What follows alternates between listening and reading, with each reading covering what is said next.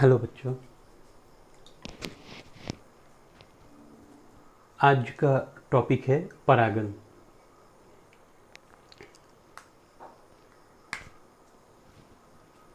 किसी फूल के पराग जब स्त्रीकेसर के गर्भमुंड से मिलता है तो उसे परागन कहते हैं। इसके पहले फूल के बारे में जब बता रहे थे तो फूल का पराग, स्त्रीकेसर का गर्भमुंड, ये सब के बारे में बताए थे कि पुंकेसर का दो हिस्सा होता है, परागकोश और पुंगदंड। स्त्रीकेसर का 3 हिस्सा होता है। एक बार ज़रूरत पड़ने पर जरूर देख लोगे फिर से। गर्भमुंड, गर्भदंड और अंडाशय 3 भाग होता है। तो फूल का पराग जो पुंकेसर पर होता है वो जब किसी भी प्रकार से या तो उसी फूल पर या कोई वाहक के द्वारा कोई दूसरे फूल पर उसके स्त्रीकेसर यानी मादा अंग के गर्भमुंड से जब मिलता है तो इस क्रिया को हम लोग परागन कहते हैं। परागन 2 प्रकार से होता है। एक है स्वपरागन, दूसरा है परपरागन। स्वपरागन नाम से ही पता चल रहा, स्व मतलब अपने आप। परागन की क्रिया जब अपने आप यहाँ बोलने से कि जब फूल के पराग उसी फूल या उसी पौधे के किसी दूसरे फूल के गर्भमुंड से मिलता है तो उसे स्वपरागन कहते हैं। ये साधारण तौर पे उभयलिंगी फूलों में देखा जाता है। उभयलिंगी याद है? उभयलिंगी यानी ऐसे फूल जिनमें पुंकेसर और स्त्रीकेसर दोनों एक ही फूल में होता है, ऐसे फूल को उभयलिंगी कहते हैं। तो एक ही फूल में ये पुंकेसर पराग भी होता है, गर्भमुंड भी होता है, तो इसमें स्वपरागन का एक संभावना होता है। परपरागन क्या है? जब फूल के पराग एक ही प्रजाति के अन्य पौधों के फूल के गर्भमुंड पर स्थानांतरित होता है तो उसे परपरागन कहते हैं। और परपरागन साधारण तौर पर एकलिंगी फूलों में देखा जाता है, यानी ऐसे फूल जिसमें या तो पुंकेसर चक्र है या स्त्रीकेसर चक्र है, जैसे लौकी, कुम्हड़ा, ये सब हो गया एकलिंगी। यहाँ पर चित्र के सहारे देख सकते हो, स्वपरागन है। ये एक पौधा है, इस पौधा में बहुत सारे फूल है। मान लेते इस फूल में परागन होना है तो इसका पराग इसी फूल में एक दूसरा अंग है स्त्रीकेसर। स्त्रीकेसर के गर्भमुंड पे जब मिल जाता है तो उसको स्वपरागन कहते हैं। या इसी पौधे के कोई दूसरा फूल, ये फूल या ये फूल, एक फूल का पराग दूसरे फूल के स्त्रीकेसर के गर्भमुंड पर, या इस फूल से इस फूल पर इसका पराग आकर स्त्रीकेसर के इस गर्भमुंड पे मिलने से इसको कहते हैं स्वपरागन। मतलब एक पौधों में ही ये स्वपरागन होता है। परपरागन एक पौधा में नहीं होगा। परपरागन के लिए 2 पौधा चाहिए, लेकिन एक ही प्रजाति। अगर आम का है तो याम, जामुन है तो जाम, एक ही तरह का पौधा होना चाहिए। जैसे इस पौधा का ये पराग कीट पतंग के द्वारा या हवा के द्वारा या जल के द्वारा, ये वाहक हम लोग आगे पढ़ेंगे। पराग किसी भी प्रकार से एक दूसरे पौधे, उसी प्रजाति के दूसरे पौधे के गर्भमुंड से जब मिलता है इसको कहते हैं परपरागन। अब तुम लोग का परीक्षा बोर्ड के एग्जाम में ये जरूर रहता ही है, हर एक बार शॉर्ट क्वेश्चन में सुविधा असुविधा के बारे में बहुत बार ये पूछा जा रहा है। तुम लोग अच्छा से जरूर उसको ख्याल करोगे। स्वपरागन, परपरागन, दोनों में क्या सुविधा है, क्या असुविधा है, इसके बारे में देखेंगे। सुविधा में, स्वपरागन में क्या सुविधा है? साधारण तौर पे वाहक की आवश्यकता। स्वपरागन एक ही फूल में या उसी पौधे के दूसरे फूल में आने के लिए साधारण तौर पे वाहक, यानी वाहक बोलने से कीट पतंग, जल, हवा, ये सब को वाहक कहते हैं, इसकी आवश्यकता नहीं पड़ती है। दूसरा सुविधा, प्रजाति की शुद्धता बना रहता है। यहाँ पर कोई दूसरा तरह के दूसरे पौधे का पराग नहीं मिल रहा, उसी पौधा का जो गुण है वो गुण ही रह जाता है स्वपरागन में, यानी इसका शुद्धता बना रहता है। हम लोग मेंडल में और भी पढ़ेंगे कि ये शुद्धता, अशुद्ध, शुद्ध यानी संकर, ये सब क्या है इसके बारे में डिटेल्स में पढ़ेंगे। तो जो गुण, शुद्धता बोलने से इस पौधे में जो गुण है वही गुण रहेगा, कुछ भी परिवर्तन नहीं होगा। इसको बोला गया प्रजाति की शुद्धता बनी रहती है। पराग कम मात्रा में, तो एक ही फूल में उसी का पराग उसी के स्त्री केसर में मिलेगा, तो पराग कम मात्रा में होने से भी चलेगा। स्वपरागन में असुविधा क्या है? इसमें विभिन्नता ना होने से संतति जीव कमजोर हो जाता है। इसमें विभिन्नता क्योंकि नहीं होती है, शुद्धता बना रहता है, यानी इसका जो गुण है वही गुण रहेगा, कोई नया गुण नहीं होगा। तो ऐसा होने से जीवों में जो संतति जीव है, जो बच्चा जो नया पौधा होगा, उसमें वो पौधा कमजोर होने का संभावना रह जाता है। हम लोग मियोसिस कोशिका विभाजन में इसके बारे में थोड़ा बहुत पढ़े थे कि विभिन्नता होने से अनुकूलन क्षमता में वृद्धि होती है, लेकिन वो स्वपरागन में ये नहीं होता है, असुविधा है ये। दूसरा असुविधा, संतति जीव जीवाणु द्वारा संक्रमित होने की आशंका ज़्यादा रहता है। संतति जीव मतलब इसके बाद जो इसके बीज से जो नया पौधा बनेगा उसको संतति जीव कह रहे हैं। वो जीवाणु द्वारा, रोग के द्वारा जल्दी संक्रमित होने की आशंका रहता है। तीसरा असुविधा, बीज में अंकुरण क्षमता कम होता है। स्वपरागन होने से ऐसा होता है, इसके जो बीज उत्पन्न होता है उस बीज का परागन अंकुरण क्षमता कम हो जाता है।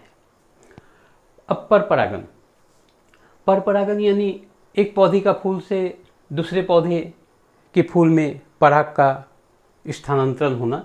इसमें वाहक का जरूरी होता है, वाहक चाहिए।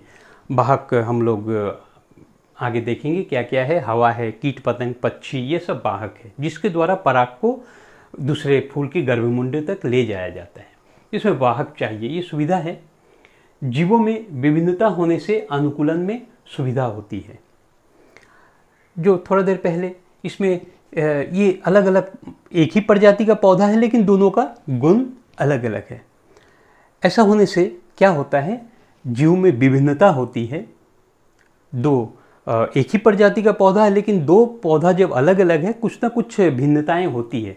तो जब दो भिन्नताओं का मिलता है, दो तरह के गुणों का समावेश होता है, तो उससे विभिन्नता होती है जो अनुकूलन में जीव को परिवेश में अपने को ढाल लेने की क्षमता को अनुकूलन कहते हैं। इसमें सुविधा होती है। रोग प्रतिरोधक क्षमता स्वपरागन से अधिक होता है। संतति जीवों में रोग प्रतिरोधक क्षमता, जल्दी संक्रमित होने का शंका इसमें नहीं रहती है, यानी रोग प्रतिरोधक क्षमता अधिक होता है। असुविधा क्या है परपरागन में? पराग काफ़ी मात्रा में नष्ट होता है। परपरागन यानी एक पौधे से दूसरे पौधे तक पराग जाने के लिए फूल को काफ़ी अधिक मात्रा में पराग बनाने की आवश्यकता पड़ती है। इससे परागकण काफ़ी मात्रा में नष्ट हो जाता है, ये एक असुविधा है। दूसरा है वाहक निर्भर होने के कारण।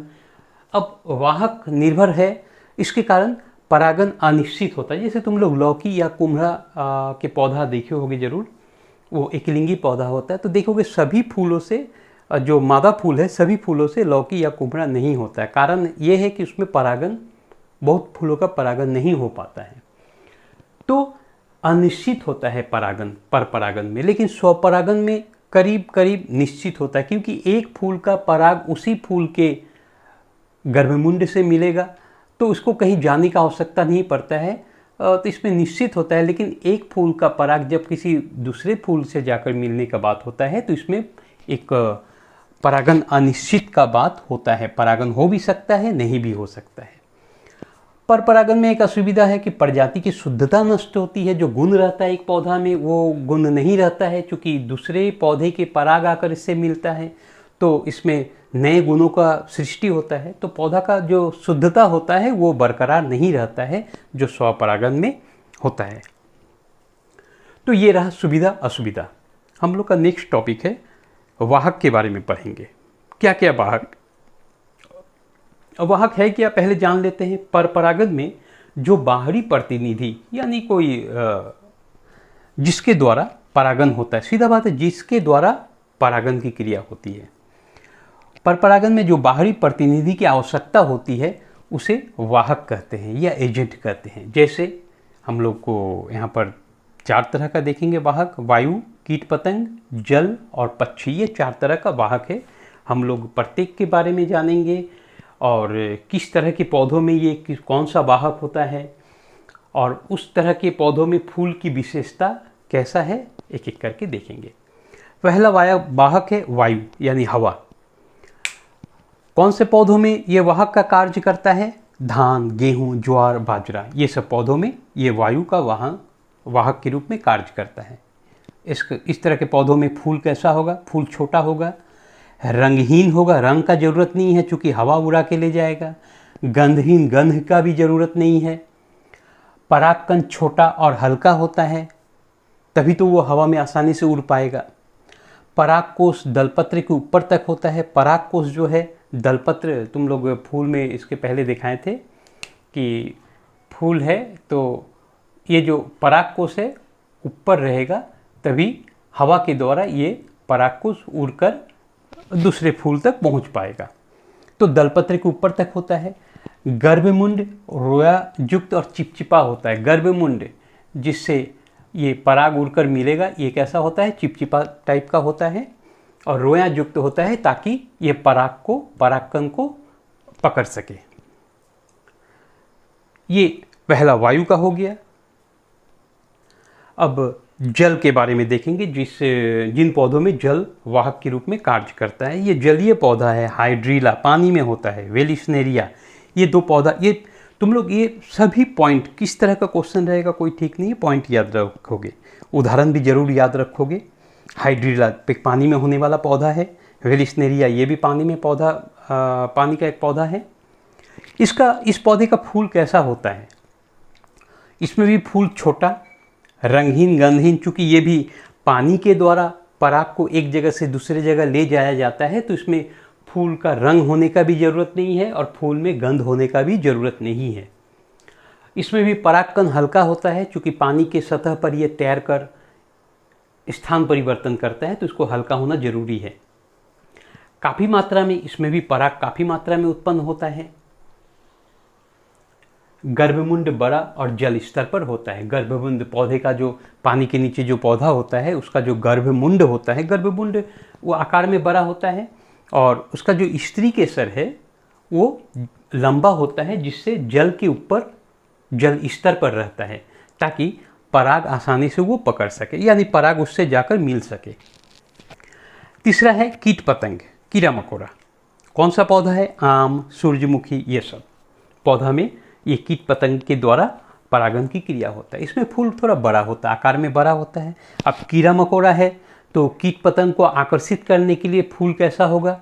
चमकीला होगा, रंग काफ़ी अच्छा होगा, मीठा गंध युक्त होगा, उसमें मधु मकरंद होता है, गर्भमुंड चिपचिपा होता है और फूल में मकरंद यानी मधु होता है, जिसके कारण कीट पतंग उस पर जाकर बैठता है और बैठने के बाद पराग उसके शरीर से लग जाता है। कीट पतंग फिर उड़कर जब दूसरे फूलों पर जाता है तो वो पराग उसके शरीर से गिरकर उस दूसरे फूल के गर्भमुंड पर जाकर मिलता है और परागण की क्रिया हो जाती है।